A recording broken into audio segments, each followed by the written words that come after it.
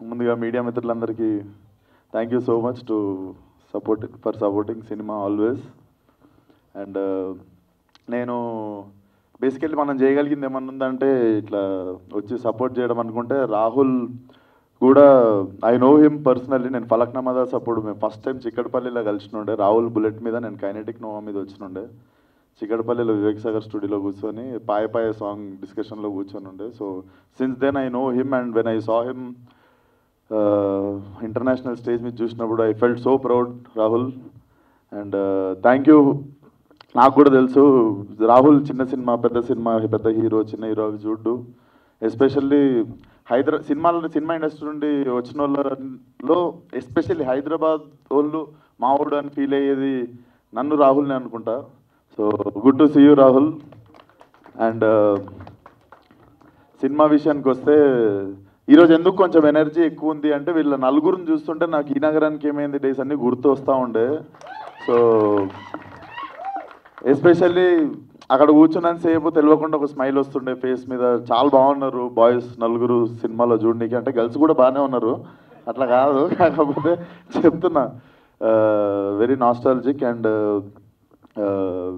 మా ప్రొడ్యూసర్ బెక్కం గారి గురించి చెప్పాలంటే, ఆయన ఏదో ట్రై చేస్తాడు, అవుతలేదని చెప్పి మళ్ళీ ఒక నలుగురిని పెట్టి ఒక హిట్ కొడతాడు. సో ఇది ప్యాటర్న్ అయినది.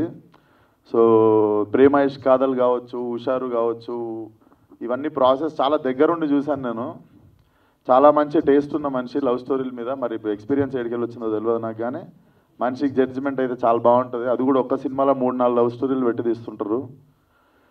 సో బాగా డబ్బులు రావాలి సార్ మీకు.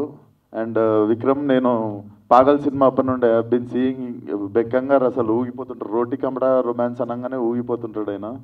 సో డెఫినెట్లీ థియేటర్లో కూడా ఊగిపోవాలనుకుంటున్నాం.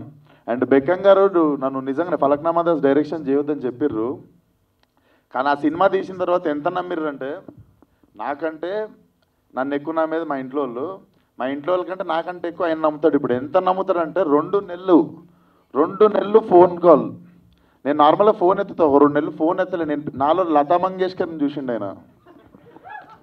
ఆయన ఒక పాట పాడమని. సార్ ఏంది సార్, నన్ను ఈవెంట్కి రమ్మంటే వస్తా, ఏమన్నా హెల్ప్ చేయమంటే చేస్తా, ఏదన్నా వేరే చేయమంటే, ఆఖరికి సినిమాలో క్యామియో చేయమన్నా చేస్తా, కానీ నేను పాడుడేంది. నేను పాడుడు గురించి మీరు నన్ను ఆయన ఎంత నమ్మిన 2 months ఎవ్రీ డే ఒక 7-8 మిస్ కాల్. నాకేమో ఎత్తలేక నాకేమో బాగా అనిపిస్తలేదు. మనం ఇప్పుడు పాడాలంటే ఫస్ట్ ఆఫ్ ఆల్ గొంతు ఉండాలి, అదేదో ఉంటుంది సార్.